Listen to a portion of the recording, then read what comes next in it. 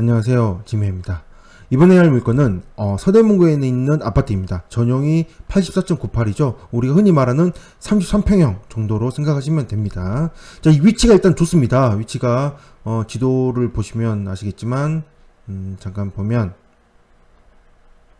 굉장히 좋습니다. 위치가 서대문구 남가자동인데요.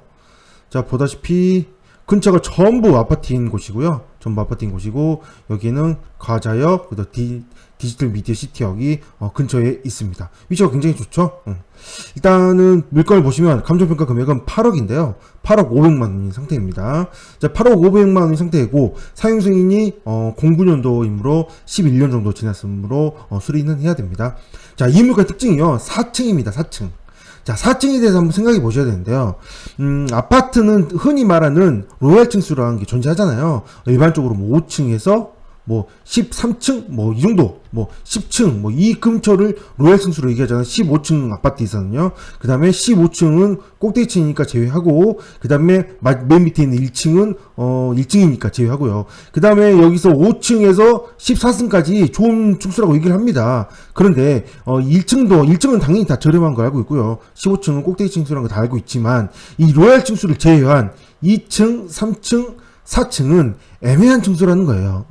생각을 해보세요. 내가 큰 돈을 들여서 집을 사는데 어떤 집을 살까요? 당연히 좋은 집을 사고 싶죠. 당연히 좋은 집을 사고 싶은데 당연히 누구나 로얄층을 원할 겁니다. 당연히 누구나 로얄층을 원할 거고, 근데 자금이 너무 부족해. 그렇다면 자금이 어떻게든지 만들어서 이렇게 1층 정도까지 되는 아파트라도 들어오면 좋겠다라고 생각하고 살 수가 있습니다. 그런데 2층이나 3층, 4층은 아무래도 선호하는 사람들이 적습니다. 비선호 층수라고 할 수 있죠. 그러다 보니 당연히 비선호 층수에 대해서는 큰 돈 들여서 들어오는 사람들 입장에서는 나는 좀 더 돈 들여서 더 좋은 층수를 살까라고 생각을 하지, 2층, 3층 사기에 좀 꺼려지기는 부분들이 있거든요. 2, 3, 4층이. 그러다 보니 2층, 3층, 4층은 입찰자가 아무래도 상대적으로 다른 물건들에 대해서 비해서 적을 수밖에 없습니다. 그러면 안 좋으니까 적은 게 아니냐라고 생각할 수 있겠지만, 아무리 그래도 1층보다는 당연히 비싸잖아요. 1층보다는 비싸고 로얄층보다는 저렴하긴 하지만 그렇게 차이가 많이 나지 않다라는 거예요. 실제로 살아보면 나쁘지 않기도 하고요. 그래서 저는 4층인 물건을 선정하는 이유가, 저는 이제 경매고 중 2층이나 3층, 4층을 종종 많이 선정을 하거든요. 이렇게 비선호 층수다 보니 입찰자가 적은 물건들, 입찰자가 적으면 실거주자들이 안 오고, 만약에 투자자들만 입찰을 했다 그러면 낙찰 확률이 굉장히 높아질 수도 있잖아요. 그렇기 때문에 좀 2, 3, 4층 물건들을 종종 제가 소개를 하는 편이기도 하고요. 권리상의 문제를 보시면 근저당이 있고, 그 밑에는 전부 선멸입니다. 그러므로 신경 안 쓰지 않아도 상관없는 그런 권리들입니다. 자, 시세에서 좀 약간 특징적인 게 있는데요. 일단 실거래시를 한번 보겠습니다. 실거래시를 보면 일단 이 물건이, 자, 일단 먼저 110입니다. 이게 전용은 84점이지만 83.97이지만 공급 면적으로 얘기한다면 110 정도 되는 물건이기 때문에, 자, 110으로 왔습니다. 저 보다시피 매물이 없습니다. 매물이 전혀 없는, 물론 해당 평수가 많이 없기도 하겠지만, 그렇다고 해서 이렇게 매물이 없는 경우도 있는 거죠. 그런데 좀 특이한 점이 있습니다. 자, 이거 말고 작은 평수 86을 봤더니 9억 3천입니다. 9억 3천. 이 물건보다 작은 25평형 아파트가 9억 3천이에요. 이 물건의 지금 현재 지금 감정평가 금은 8억 5백인데요.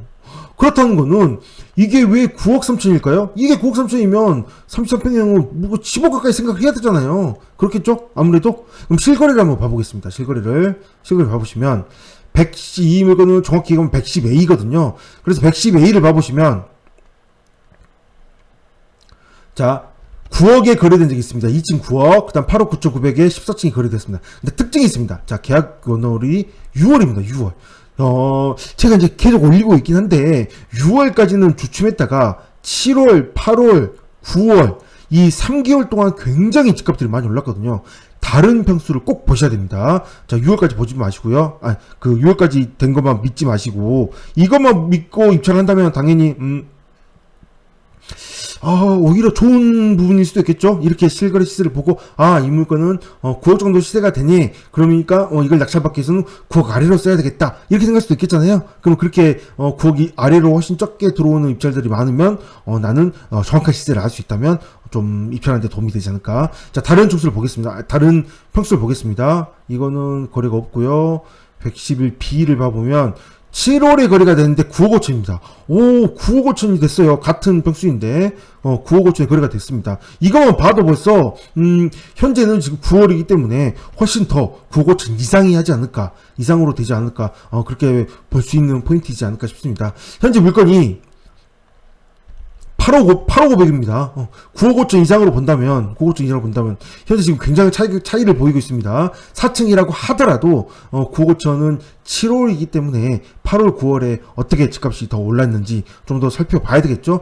그래서 좀 더, 현황, 가셔서 부동산 좀 돌아보시면서 좀 정확한 실거래나 정확한 매물이나 그런 물건들을 살펴보시면서 이 물건이 굉장히 좀 좋은 물건이 될 수 있는 상황이기 때문에 실거래가 좀 애매하게 상황이 나온다면 어떻게 보면 입찰자 입장에서 9억 아래로 보고 뭐 8억 중반대를 많이 쓴다 한다면 어떻게 좀 입찰할 때 굉장히 좀 좋은 도움이 되지 않을까. 그리고 4층이다 보니 입찰자가 적어서 이거 운이 좋다면 실제 시세보다 실제 시세는 제가 보기에는 한 10억 정도로 보이거든요. 10억 정도로 보이는데 어떻게 될지 모르겠습니다. 일단 10억 정도로 보이긴 합니다. 10억 정도로 일단 보이지는데 어느 정도 될지는 저도 뭐 알지 못하게 장담은 못하겠지만 4층이라는 점이 있기 때문에 입찰자가 적어서 굉장한 좀 실제로 시세와 좀 낙찰폭이 좀 낙찰이 잘 되지 않을까 그런 생각을 해보게 됩니다.